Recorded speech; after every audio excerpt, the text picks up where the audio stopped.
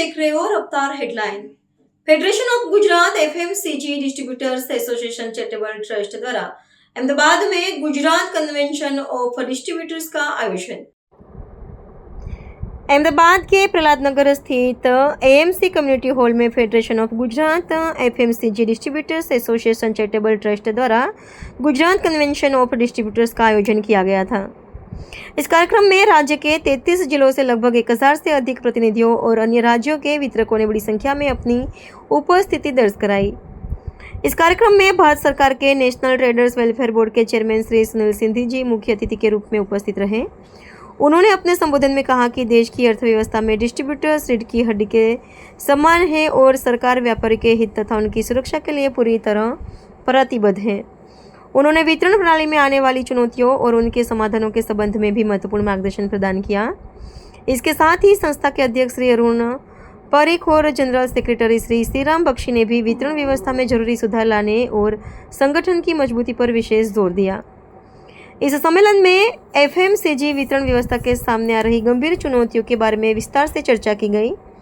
व्यापार जगत के अणियों ने चिंता व्यक्त करते हुए बताया कि बढ़ते हुए खर्च और केवल 5% के सीमित मार्जिन के कारण वितरकों के लिए बाजार में टिके रहना बेहद मुश्किल हो गया है, जिसके चलते राज्य में 700 से अधिक डिस्ट्रीब्यूटर्स बंद हो चुके हैं। इसके अलावा ई कॉमर्स और क्विक कॉमर्स के बढ़ते प्रभाव के कारण पारंपरिक खुदरा व्यापारियों की हिस्सेदारी घटकर अब केवल 70% रह गई है और बाकी का व्यापार ऑनलाइन प्लेटफॉर्म की तरफ डाइवर्ट होने की वजह से 1 लाख से अधिक आउटलेट्स बंद हो गए हैं।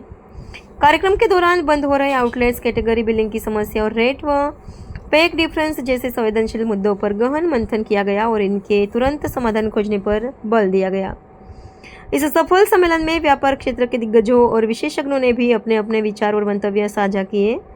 इस प्रतिष्ठित इवेंट में Mahindra last mile mobility, Mahalakshmi और श्रीहरि मसाला जैसे जाने माने ब्रांड्स इवेंट पार्टनर्स के रूप में जुड़े। इस पूरे भव्य आयोजन के माध्यम से गुजरात के एफएमसीजी क्षेत्र के वितरकों में एक नया उत्साह और एकजुटता देखने को मिली, जो आने वाले समय में इस क्षेत्र के विकास और प्रगति में बेहद महत्वपूर्ण भूमिका निभाएगी।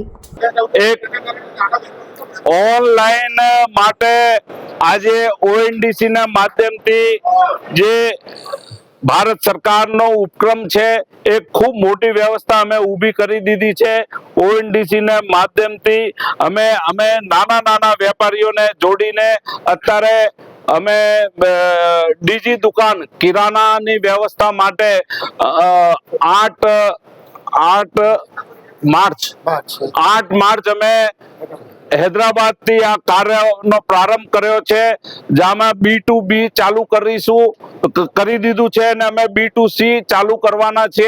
एनाथी ओएनडीसी ना माध्यमथी जे कॉम्पिटिशन अमारे एमेजॉन ने बीजी कंपनीओथी थई रह्यो छे, आ खूब ओछा रेट में आपना नाना नाना व्यापारी पोतानो व्यापार, केम के डिजिटल इंडिया में नंबर 1 भारत थई गयुं छे। आज यूपीआई नो चलन पूरा देश में 12 થી 13 देशों में विदेशों में आपનું કામ ચાલુ થઈ ગયું છે। ડિજિટલ થવું અતિ આવશ્યક છે, એના માટે અમે અપીલ કરીએ, એનો વર્કશોપ રાખીએ છીએ। અત્યારે અમે આ ડીજી દુકાનનો કાર્યક્રમ જયપુરમાં કરવાના, પછી અમે બેંગ્લોરમાં કરવાના, પછી ગુજરાતની ધરતી અમદાવાદમાં પણ કરવાના છે। એવી રીતે અમે ઓનલાઈન ના બિઝનેસ થી open network of digital e commerce માટે ઓએનડીસી ખૂબ મોટું ઉપક્રમ પ્રારંભ કરી દીધું છે, જેની દેખરેખ ભારત સરકારના નેજા હેઠળ થઈ રહી છે। આમાં હું સ્વયં પણ ડાયરેક્ટર છું ને અમે એક સરળ રીતે લોકોને ટ્રેનિંગને માધ્યમથી એક ટ્રેનિંગ સેન્ટરને સાથે સાથે અમે એના પ્રેઝન્ટેશન આખા દેશમાં કરાવીએ છીએ, જેનાથી વેપારમાં સુગમતા સરળતા ને વેપાર વધે એની એક વ્યવસ્થા અર્થવ્યવસ્થા માટે પ્રારંભ કરી છે। ધન્યવાદ। હવે આમાં શું છે, દરેક કંપનીઓ મોડર્ન ટ્રેડના પેક અલગ અલગ કરવા માંડી। હવે ધારો કે હિન્દુસ્તાન લીવર છે તેણે કિસાન કેચઅપનો રિટેલમાં 900 ગ્રામ વેચાય, મોડર્ન ટ્રેડમાં 1 કિલો 100 ગ્રામ વેચાય। રિટેલમાં 100 રૂપિયા MRP હોય, મોડર્ન ટ્રેડમાં 150 MRP હોય। ગ્રાહકને એમ લાગે કે આ 30 રૂપિયા ઓફ છે એટલે સસ્તું પડ્યું, પણ ગ્રાહકને સરવાળે મોંઘું પડે। જેવી રીતે ડેટોલ સાબુ છે, કેડબરીની ડેરી મિલ્ક છે, પાર્લેની પોપીન્સ છે, પાર્લેના બિસ્કિટના મોટા પેકેટ છે। આ જેટલા મોટા પેકેટ છે જે મોલમાં વેચાય છે અને ઓનલાઈન વેચાય છે, એ રિટેલર નાના પેક વેચે છે, એનાથી મોંઘા પડે છે। એ આપણે કમ્પેર કરીએ ને તો ગ્રાહક છેતરાય છે. એના માટે અમે સરકારને રજૂઆત અત્યારે એટલા માટે કરીએ છીએ કે બધા પેક એક સરખા કરે. પહેલા સરકારનો એક નિયમ હતો કે 10 ગ્રામ, 20 ગ્રામ, 50 ગ્રામ, 25 ગ્રામ એવી રીતે રાઉન્ડ ફિગરમાં ગ્રામેજમાં રાખે. હવે અત્યારે કંપનીઓ કેવી ગેમ રમે છે, 1-2 ગ્રામનો ફરક કરી નાખે, 15-20 રૂપિયા MRP ફરક કરી નાખે. સરકાર શું કહે કે ભાઈ પર ગ્રામ રેટ અમે કરીએ છીએ. આપણે ત્યાં શિક્ષિત લોકો કેટલા કે જે દુકાનદારને ત્યાં જઈને પર ગ્રામ રેટ જોવે, મોલમાં જઈને પર ગ્રામ રેટ જોવે. બંનેનો રેટ કમ્પેર કરવા માટે દુકાનદાર ગ્રાહક પાસે બે વસ્તુ હાથમાં નથી. એને જ્યારે મીડિયા આપનો સપોર્ટથી અમે જ્ઞાન આપીશું કે તમે વેપારી પાસે જે તમારા કપરા સમયમાં કોરોના કાળમાં બી તમારે ઘેર ડિલિવરી કરતો તો એને અવગણના કરી મોલ અને ઓનલાઈન પાસે લો છો, તો તમે તમારી જાતને બી છેતરો છો અને વેપારી જે તમને સપોર્ટ કરતો તો એને અન્યાય કરો. બીજી બાજુ આ ઓનલાઈન અને મોલનો ધંધો 30% થઈ ગયો વધારે. 100 રૂપિયામાંથી અમારો ધંધો અત્યારે 70 રૂપિયા થઈ ગયો. બીજી બાજુ અમારો ખર્ચો વધતો જાય છે, કારણ કે માણસોનો પગાર દર વર્ષે 5-7%, 8% વધારો પડે છે, મોંઘવારી થતી જાય છે. કંપનીનું કમિશન જ્યારથી FMCG સેક્ટર ચાલુ થયું ત્યારથી 5% માર્જિન છે. એ 5% માર્જિનની અંદર સેલ્સમેનમાં 2.5% જતા રહે છે, ડિલિવરીમાં 1.5% જતો રહે. કોમ્પ્યુટર સ્ટાફ જોઈએ, સ્ટેશનરી જોઈએ, વેહિકલ જોઈએ, વેહિકલનું મેન્ટેનન્સ, ગોડાઉનનું ભાડું, ફાઇનાન્સ, ઇન્વેસ્ટમેન્ટ, તો વેપારી નેગેટિવમાં જઈ રહ્યો છે. એથી આપના માધ્યમથી અમે બધી કંપનીઓને એવી રજૂઆત કરી રહ્યા છે કે ડિસ્ટ્રીબ્યુટરને 5%ની અંદર સેલ્સમેન રાખવો પોસાય એવો નથી, તો સેલ્સમેનના પગાર કંપનીઓ ચૂકવે. બીજું કે જ્યારે વેપારી મોટો થાય ત્યારે કંપનીઓ, ધારો કે મોલ છે બધા, એ મોલ પહેલા બધા જ વેપારી સર્વ કરતા હતા, ત્યારે વેપારી 2 પૈસા કમાતા હતા. હવે અત્યારે વેપારી પાસેથી બધા ડીમાર્ટ ડાયરેક્ટ કરી દેવામાં આવ્યું, રિલાયન્સ ડાયરેક્ટ કરી દે, જે સદ્ધર છે એને ડાયરેક્ટ કરી દે, અને જે પૈસા આપી નથી શકતા એને 5%માં વેપારીએ એટલું બધું જોખમ લેવાનું કે કરોડ 1.5 કરોડનો માલ ધીરવાનો. પછી પેલો ધારો કે હમણાં ઓસિયાનું બંધ થયું તો અમારા કેટલાય વેપારીઓ, આમ અમારા 19 કરોડ રૂપિયામાં તો 9 કે 10 વેપારી હતા, અત્યારે ટોટલ FMCGના 50 કરોડથી વધારે એમાં સલવાઈ ગયા છે. હવે 5 કરોડમાં ધંધો કરતો 3% ઇન્ફ્રાસ્ટ્રક્ચરમાં રોકતો હોય છે માણસ, 2% કમાતો એને 1.5 કરોડ જાય તો એ ક્યારે ઊભો થાય?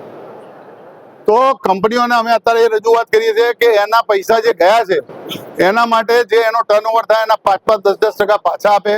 બીજું, કંપનીઓ જે બંધ દુકાન થાય છે, ડિમોલિશ થાય છે, બંધ કરતી નથી. ખોલવા માટે અડધો કલાકમાં ખોલી કાઢે. બંધ કરવાનું કહે તો 6 મહિના સુધી એનું બિલ ના બને તો એ દુકાન બંધ થાય. અરે ભાઈ, કેવું બંધ થાય? તો ખોલવા માટે 5 મિનિટ, બંધ કરવા 6 મહિના. આ બંધ દુકાનો થાય એના બિલ છોકરાઓ કેવી રીતે કરે કે ધારો કે મારે ત્યાં સેલ્સમેન છે, એને 100 દુકાન છે, તો એ 92 દુકાનના બિલ બનાવે તો જ એને ઇન્સેન્ટિવ મળે. જો એ 92 દુકાનના બિલ ના બનાવે તો એને 1 રૂપિયો મળે નહીં. એ ધારો કે પહેલા 7 લાઈન વેચતો હતો તો હવે 9 લાઈન વેચે તો એને પૈસા મળે, નહીં તો એને પૈસા મળે નહીં. આવા બધા કાયદા થવાથી ડિસ્ટ્રીબ્યુટરોને સેલ્સમેન મળતા બંધ થઈ ગયા. કારણ કે થાય છે શું કે સેલ્સમેન બી MBA કરેલો નથી કે કંપની કે એટલું બધું જ કરી શકે, અને ભાવના તફાવત, ઓનલાઈન મોલના તફાવત એ સેલ્સમેન કરી નથી શકતો. એથી કરીને થાય છે શું કે વેપારીઓ બંધ થવા માંડ્યા. 700 જેવા ડિસ્ટ્રીબ્યુટર ગુજરાતમાં બંધ થઈ ગયા, 1 લાખથી વધારે રિટેલર ઇન્ડિયામાં બંધ થઈ ગયા. એથી અમે સિંઘજીને રજૂઆત કરી કે કંપનીઓને દબાણ કરી એક નેશન એક પ્રાઇસ કરે. બીજું, કંપનીઓ બજારમાંથી ડેમેજ ઉઘરાવડાવે વેપારી પાસે. એ ડેમેજ ઉઘરાવવાનો ખર્ચો વેપારીને માલ વેચવા કરતા વધારે ઉઘરાવવાનો ખર્ચો થાય છે. હવે ઉઘરાવવાનો જે ખર્ચો થાય છે એના બદલે કંપનીઓ ઉપરથી 3 મહિનાથી વધારે જૂનો, 4 મહિનાથી વધારે જૂનો માલ જો ગ્રાહકની પાસે પાછો લે તો એ પૈસા આપતી નથી. હવે જો નાના વેપારી પાસે ના લઈએ તો અમારા પૈસા બાકી હોય તો એ કાપી ના આપે, એટલે અમારે તો લેવો જ પડે છે. તો વેપારીને નુકસાન થાય છે ડિસ્ટ્રીબ્યુટરને. એટલે ડિસ્ટ્રીબ્યુટરોની એવી રજૂઆત કંપનીઓને છે કે 5% માલ પાછો લેવામાં બી આપે, અને અમારા જે ક્લેમ છે એ સેટલ કરવામાં નાની કંપનીઓ જે છે એ 3-3 મહિના, 4-4 મહિના લગાવે છે, એ અઠવાડિયાની અંદર કે 10 દિવસમાં સેટલ કરે, કારણ કે અમારે તો ગ્રાહકને તરત આપવા પડે. બીજું, કોઈ બી વેપારીને ત્યાં ખર્ચ વધવાથી 7 દિવસથી વધારેનો સ્ટોક ના રહેવા દે, અને કંપનીઓ જે ડિસ્ટ્રીબ્યુટરના એરિયા કાપે તો એ ફેડરેશનની પરવાનગી વગર કાપે નહીં. ડિસ્ટ્રીબ્યુટર બી એને કઈ કારણસર ધંધો ઘટ્યો છે તો કેમ ઘટ્યો છે, તો એના એરિયામાં શું છે. હવે અમદાવાદ કરતા બરોડામાં મોલની ઇફેક્ટ વધારે છે. અમદાવાદમાં ધારો કે 100 રૂપિયાનો ધંધો થાય તો મોડર્ન ટ્રેડ 30 રૂપિયાનો ધંધો કરે. બરોડામાં 100 રૂપિયાનો ધંધો થાય તો 50 રૂપિયાનો ધંધો મોડર્ન ટ્રેડ કરે. તો આ રીતે સિટી વાઇઝ આ બધું ડિફરન્સ થઈ રહ્યો છે. તો તો વેપારીઓને આ સ્થાનમાં ટકી રહેવું બહુ મુશ્કેલ છે. તો આપના માધ્યમથી દુકાન બંધ કરવી, ખોટી લાઇન બિલિંગનું દબાણ ના કરવું, અસભ્ય રીતે ડિસ્ટ્રીબ્યુટર અથવા ડિસ્ટ્રીબ્યુટરના સેલ્સમેન જોડે વાત ના કરવી, એ માટે અમે સ્ટ્રિક્ટલી રજૂઆત કરીએ છીએ. અને ફેડરેશન આજે એક નિયમ લીધો છે અને અમે બધા આજે પ્રતિજ્ઞા લીધી છે, ગુજરાતમાં નાનામાં નાના શહેરની અંદર નાનામાં નાના ડિસ્ટ્રીબ્યુટરને અમે 100 રૂપિયામાં મેમ્બર બનાવીશું. નાનામાં નાના હોલસેલર અને રિટેલરને 100 રૂપિયાની અંદર મેમ્બર બનાવી 7 લાખથી વધુ રિટેલરને ગુજરાત ફેડરેશનના મેમ્બર બનાવવાના, 60,000થી વધુ હોલસેલરને ગુજરાત ફેડરેશનના મેમ્બર બનાવી કંપનીઓની આ જે આ નીતિ ભેદભાવ ભરી નીતિ છે એની સામે લડત કરવાનું આજે એલાન કરીએ.